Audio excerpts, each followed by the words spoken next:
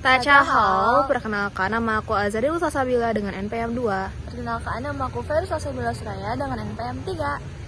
Di sini kami akan menjelaskan tentang konsep runcing dan mianse dalam perbedaan budaya yang ada di Tiongkok dan di Indonesia. Mari kita bahas lebih lanjut.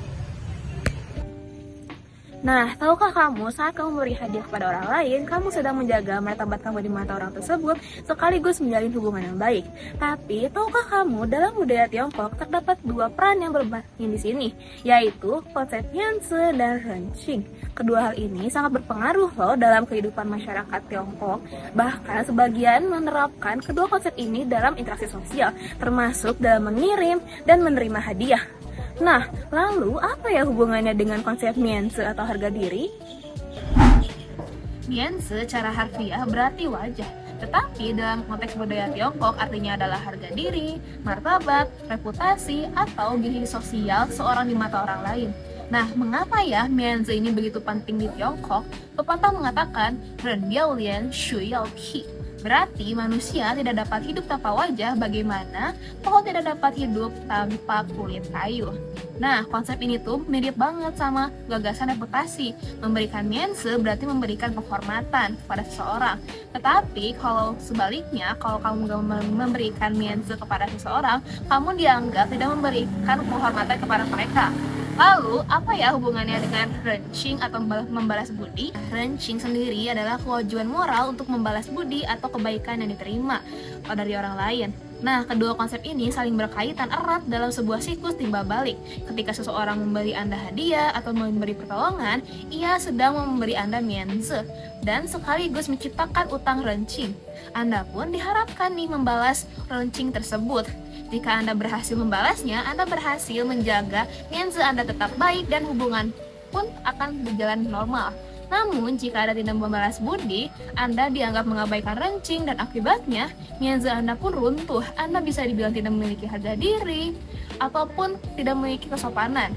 Nah, jadi singkatnya rencing adalah jalan untuk mendapatkan dan menjaga mianse. Sementara mianse adalah hasil dari bagaimana seseorang menjalankan kewajiban rencingnya.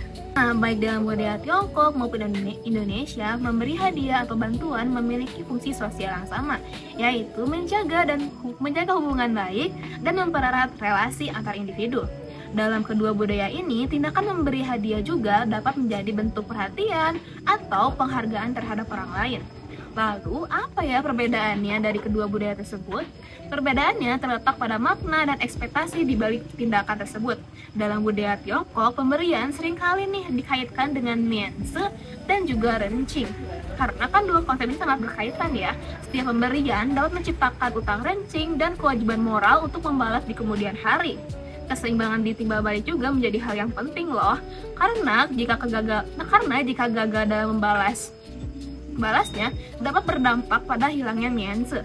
Sebaliknya, dalam budaya Indonesia, meskipun ada konsep balas budi, masyarakat cenderung lebih fleksibel. Memberi seringkali dikaitkan dengan keikhlasan atau tulus, dan mengharapkan balasan justru dianggap sebagai sikap pamrih loh. Oleh karena itu, tidak membalas hadiah pun tidak selalu berdampak besar terhadap harga diri seseorang di mata sosial. Untuk memberikan gambaran yang lebih jelas mengenai bagaimana konsep mianse dan rencing ini bekerja secara sistematis, kita dapat melihat fenomena pada acara pernikahan di Tiongkok. Nah, aku bakal kasih lihat nih salah satu video pernikahan dari keluarga Tionghoa.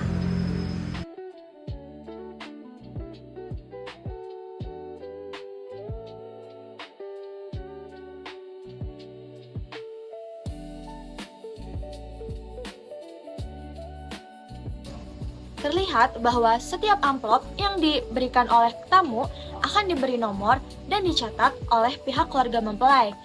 Dengan cara ini, keluarga dapat mengetahui siapa saja yang memberi serta jumlah yang diberikan. Praktik ini bukan berarti atau bukan dimaksudkan untuk menilai secara negatif ya, melainkan untuk menjaga keseimbangan dalam hubungan sosial. Di kemudian hari, ketika pemberi hadiah tersebut mengadakan acara yang serupa, maka pihak yang pernah menerima akan berusaha untuk membalas dengan jumlah yang sepadan.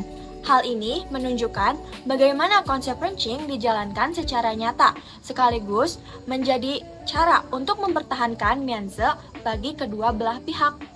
Sebagai perbandingan, dalam sebuah konten media sosial mengenai pemberian amplop pernikahan di Indonesia, terdapat komentar yang menunjukkan pandangan berbeda. Salah satu komentar menyatakan, "Buat apa memberi kalau berharap diberi kembali?" yang menekankan bahwa memberi seharusnya dilakukan tanpa mengharapkan balasan. Pandangan lain juga menegaskan bahwa kehadiran tamu sudah dianggap cukup dan tidak perlu mengharapkan kebaikan yang dilakukan harus dibalas secara setimpal. Komentar-komentar ini mencerminkan nilai yang cukup umum dalam masyarakat Indonesia, yaitu bahwa memberi sebaiknya dilandasi keikhlasan dan mengharapkan balasan justru dapat dianggap sebagai sikap pamrih. Hal ini berbeda dengan budaya Tiongkok yang lebih menekankan kewajiban timbal balik melalui konsep ranching. Nah, melihat kontras antara teori ranching yang kaku dalam video pernikahan barusan dengan pandangan netizen Indonesia yang mengutamakan keikhlasan, muncul sebuah pertanyaan nih, apakah nilai-nilai ini masih diperhatikan secara absolut di era modern? Nah, untuk melihat hal ini lebih dekat, aku dan Virus melakukan wawancara dengan 3 sumber berbeda dengan latar belakang yang berbeda. Mari kita lihat hasil jawabannya.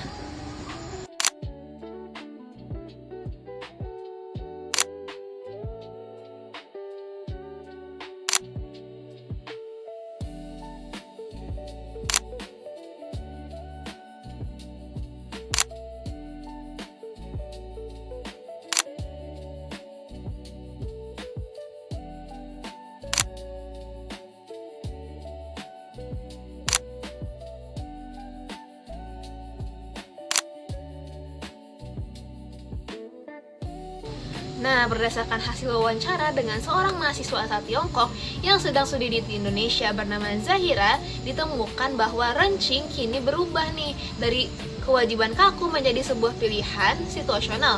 Ia juga menjelaskan bahwa di Tiongkok saat ini, seseorang tidak lagi dianggap buruk secara otomatis jika tidak membalas pemberian, karena hubungan sosial kini lebih cair dan bergantung pada kedekatan. Nah, menariknya, ia juga bilang nih, menekankan bahwa penjaga Mianze atau harga diri kini bisa dilakukan melalui integritas dan sikap berprinsip, bukan sekedar melalui pertukaran hadiah yang kaku aja loh. Namun, pemahaman mengenai Mianze dan ranching ternyata semakin kompleks ketika kita melihat perspektif individu seperti Ray dan Ken.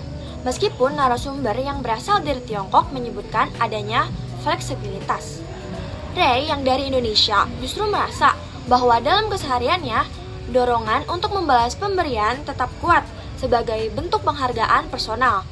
Baginya, tidak membalas pemberian orang lain justru terasa kurang tepat secara etika pribadi. Di sisi lain, Ken yang berasal dari Cindo memberikan sudut pandang yang sangat kontras. Meskipun memiliki latar belakang budaya Tionghoa yang sering diidentikan dengan Mianze, Ken justru memandang balas budi murni sebagai bentuk keikhlasan untuk membalas kebaikan, bukan sebagai beban untuk menjaga reputasi di mata sosial. Baginya, tidak membalas pemberian tidak akan merusak citra dirinya. Nah, keberagaman perspektif dari para narasumber barusan membuktikan nih bahwa nilai Mianze dan ranching saat ini tidak lagi bersifat hitam putih. Namun, fleksibilitas ini justru menciptakan tantangan baru dalam komunikasi lintas budaya. Karena ketika aturan tradisi yang kaku mulai melunak dan berubah menjadi pilihan personal, muncul sebuah ruang abu-abu yang rawan akan salah paham. Disinilah potensi konflik budaya justru sering terjadi, karena setiap individu berangkat dari standar ekspektasi yang berbeda.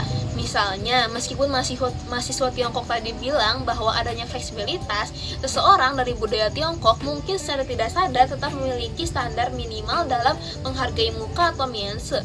Jika orang Indonesia tidak membalas pemberian karena menganggapnya murni keikhlasan, hal ini tetap beresiko adanya konflik karena dianggapnya sebagai bentuk kurangnya penghargaan. Nah, begitu juga sebaliknya, orang Indonesia seperti Ray mungkin nih akan merasa terbebani secara moral untuk membalas, yang jika tidak dikomunikasikan dengan baik, bisa berubah menjadi sebuah konflik yang mungkin akan menjadi tekanan sosial yang melelahkan. Padahal pihak pemberi seperti Ken mungkin benar-benar memberi hadiah tersebut dengan ikhlas tanpa mengharapkan balasan. Melihat kompleksitas perbedaan antara tradisi, tren modern, hingga perspektif personal di atas, konflik memang menjadi risiko yang nyata. Namun, perbedaan ini tidak harus berakhir pada keretakan hubungan.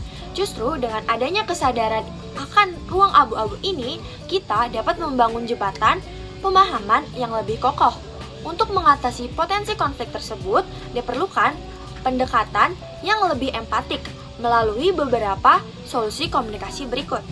Pertama, meningkatkan kesadaran budaya, memahami bahwa rencing bagi orang Tiongkok seperti mahasiswa tadi adalah navigasi sosial, sementara bagi orang Indonesia adalah soal ketulusan. Yang kedua, ada menyesuaikan ekspektasi atau jangan berekspektasi yang berlebihan. Maksudnya adalah tidak memaksakan standar ikhlas kita kepada orang lain dan tidak menganggap orang lain pamrih hanya karena mereka menjalankan tradisi budayanya. Yang ketiga, ada komunikasi terbuka. Jika merasa terbebani seperti Ray, ada baiknya mengkomunikasikan maksud kita agar pihak seperti Ken tahu bahwa kita menghargai pemberiannya tanpa harus merasa berhutang. Yang terakhir, yang keempat, ada fleksibilitas dalam bersikap. Itu adalah maksudnya mampu melihat situasi atau situasional, kapan kita harus mengikuti aturan nuansa dan kapan kita harus bersikap santai. Dengan menerapkan strategi ini, perbedaan nilai antara nuansa, rencing, dan keikhlasan tidak lagi menjadi sumber konflik yang memisahkan. Sebaliknya, hal ini menjadi sarana untuk saling memperkaya perspektif, di mana kita belajar untuk menghargai niat baik orang lain tanpa kehilangan jati diri budaya kita sendiri. Kesimpulannya, analisis mengenai nuansa dan rencing dalam konteks masyarakat Tiongkok kontemporer menunjukkan bahwa nilai-nilai budaya tradisional tidaklah statis, melainkan selalu berevolusi mengikuti perkembangan zaman. Meskipun literatur klasik dan fenomena sosial seperti tradisi amplop pernikahan menggambarkan adanya sistem timbal balik yang ketat dan transaksional, realitas di lapangan memberikan gambaran yang jauh lebih dinamis. Melalui rangkaian wawancara dengan narasumber dari berbagai latar belakang, kita dapat menarik beberapa poin kunci nih. Yang pertama yaitu ada evolusi nilai. Konsep rencing telah bergeser dari sebuah kewajiban kaku menjadi pilihan situasional yang lebih menghargai batasan personal dan integratis individu. Yang kedua ada paradoks individu. Di dunia nyata batasan budaya seringkali mencair. Individu Indonesia bisa merasa memiliki beban moral untuk membalas, sementara individu keturunan Tionghoa bisa sangat mengedepankan aspek keikhlasan di atas reputasi sosial atau nuansa.